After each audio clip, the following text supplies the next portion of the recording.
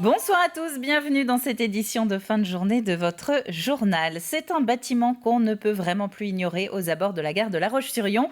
KM, la future salle de musique actuelle, est en passe d'être terminée. Elle doit ouvrir au printemps prochain. Grégoire de Châtillon a pu y accéder il y a quelques jours en compagnie de l'architecte des lieux. Regardez. Donc là, nous arrivons dans ce qu'on appelle la grande salle. C'est une salle de 874 places. Une salle de concert de 874 places, assises et debout, réparties sur 3 niveaux, avec une identité bien marquée. Traditionnellement, les salles de musique actuelles sont des grandes boîtes noires, complètement absorbantes, avec beaucoup d'absorbants acoustiques au mur. Et nous, l'idée, c'est qu'on lui donne finalement, de par les couleurs, les matières, les formes, une personnalité, une identité à elle, et qu'elle soit reconnaissable finalement de par les selfies, les images, les transmissions, les groupes qui y jouent.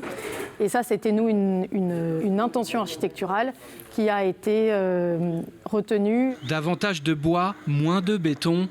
En plus d'une autre salle d'une capacité de 200 places, le KM, future salle de musique actuelle de La Roche-sur-Yon, abritera sur 2500 mètres carrés plusieurs salles de répétition et d'enregistrement, 2 bars, des bureaux, des loges d'artistes autour d'un parc urbain. Un bâtiment à l'architecture expressive en plein chantier, conçu pour dialoguer entre l'intérieur et l'extérieur. On est face à la gare. Et là, en fait, au fur et à mesure, cette maquette prend forme à l'échelle 1, pour de vrai. Donc c'est à la fois extrêmement étonnant de voir finalement cet objet prendre place dans l'espace comme il est, et en même temps on est extrêmement attentif à comment il va prendre sa place ensuite dans son fonctionnement. La grande fresque qui orne l'arrière du KM est l'œuvre de l'artiste Malte Martin, comme une vibration, une onde qui envahit tout le bâtiment. Livré au printemps 2022, le KM pourrait accueillir ses premiers concerts en septembre prochain. La Vendée va bientôt avoir un nouveau préfet. La nomination a eu lieu ce jour en Conseil des ministres. Benoît Brocard était arrivé à ce poste en juillet 2017. Il va donc prochainement laisser place à Gérard Gavory. Ce dernier est actuellement préfet de la Manche depuis 2 ans et demi. La date de prise de fonction n'est pas encore connue.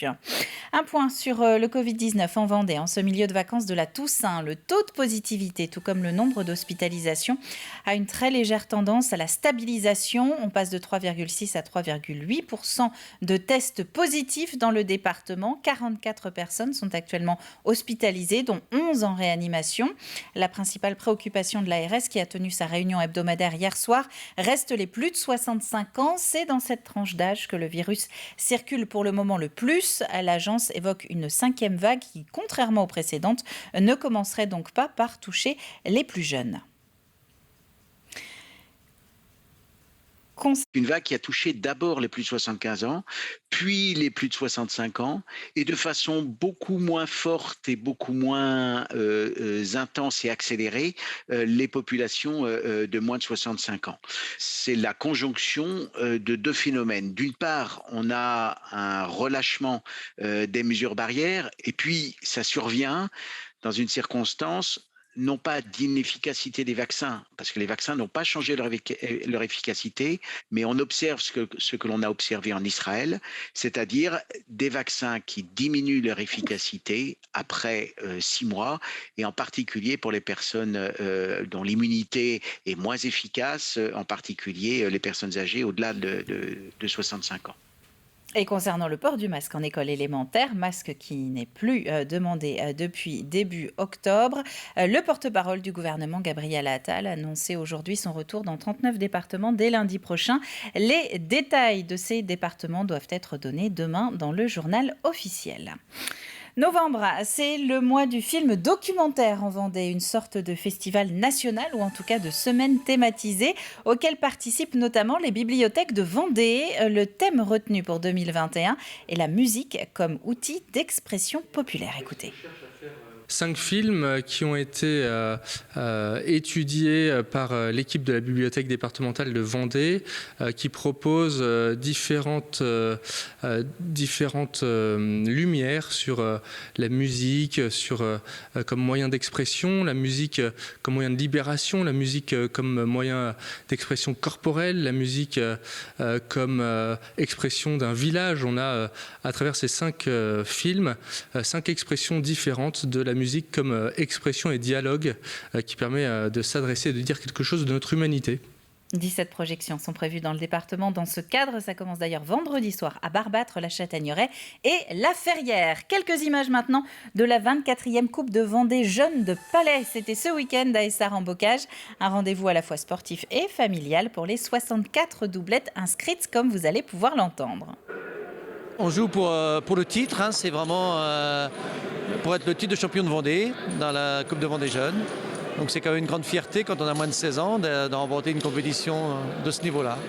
Et c'est toujours le jeune qui est mis en valeur, hein. Son accompagnateur est là pour le guider, pour le calmer peut-être si des fois il joue trop vite, pour lui donner des petits conseils de jeu. Et c'est souvent les papas qui accompagnent les enfants, donc ils sont très fiers de partager une de leurs passions, quoi. Et donc ce jeu-là, c'est complètement différent de ce que l'on peut jouer chez soi. C'est vraiment un sport à ce niveau-là. Il y a la pression du sportif, le trac avant de venir, et je pense qu'il s'applique beaucoup. C'en est fini des billes en caoutchouc qu'on retrouve dans les chaussures pour les licenciés de football au Poiré-sur-Vie. La commune s'est dotée à la rentrée de 2 nouveaux terrains synthétiques. Une première en France et peut-être même bien en Europe, puisque ces terrains fabriqués par l'entreprise vendéenne Sporting Sol sont à base de noyaux d'olive et de bouteilles d'eau broyées. On a effectivement fait ce choix d'une qualité supérieure et puis aussi surtout répondant à des normes environnementales un peu innovantes.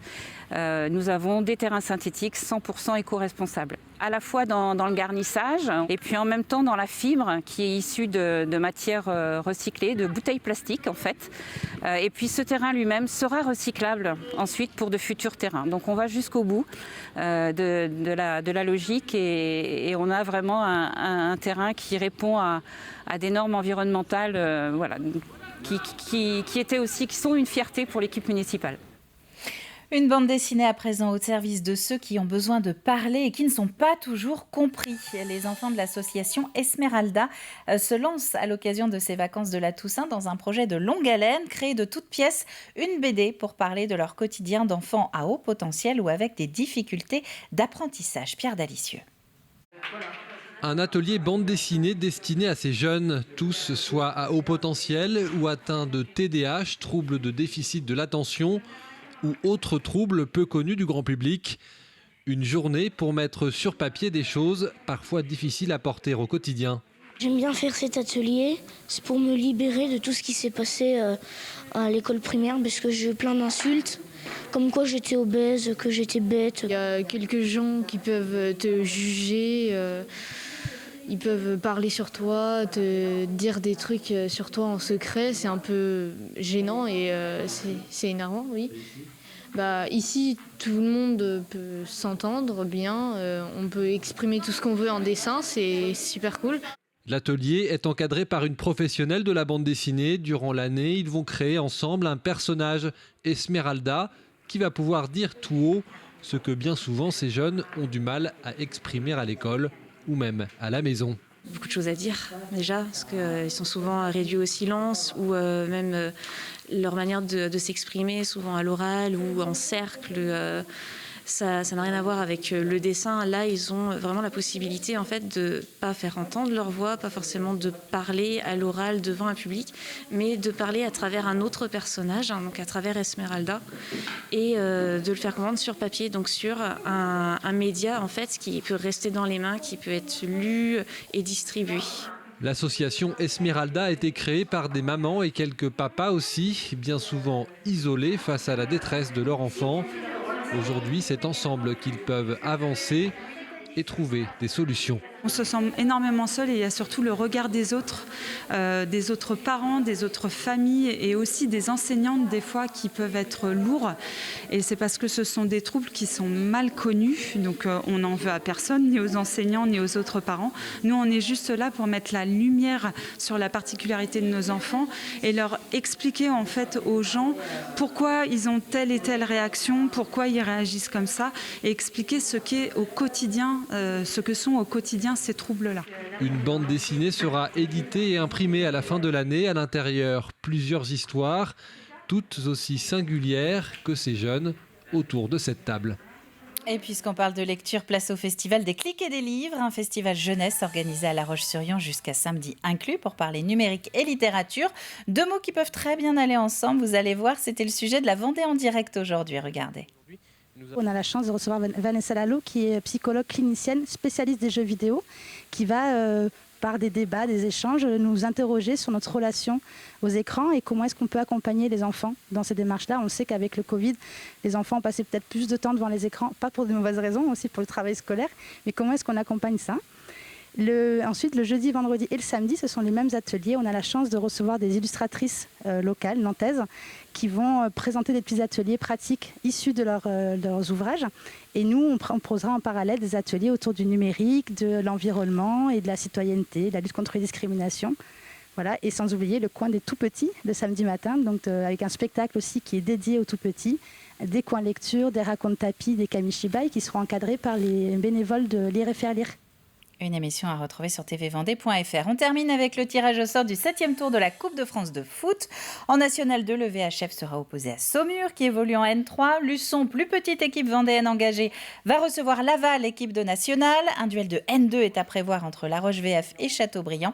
Enfin, La Roche-Essau, pensionnaire de Régional 1, va accueillir Le Mans FC. À noter qu'il y avait également le tirage au sort du premier tour fédéral en Coupe féminine ce matin. Et dans ce cadre, les Lyonnaises de La Roche-Essau seront opposées aux filles du FC Nantes. Une rencontre entre 2 clubs de D2 féminine. Donc, c'est la fin de ce journal. Merci à vous de l'avoir suivi. Prochain rendez-vous avec l'actu vendéenne, c'est demain matin dès 7h avec Alexandre Debray dans la matinale. Bonne soirée.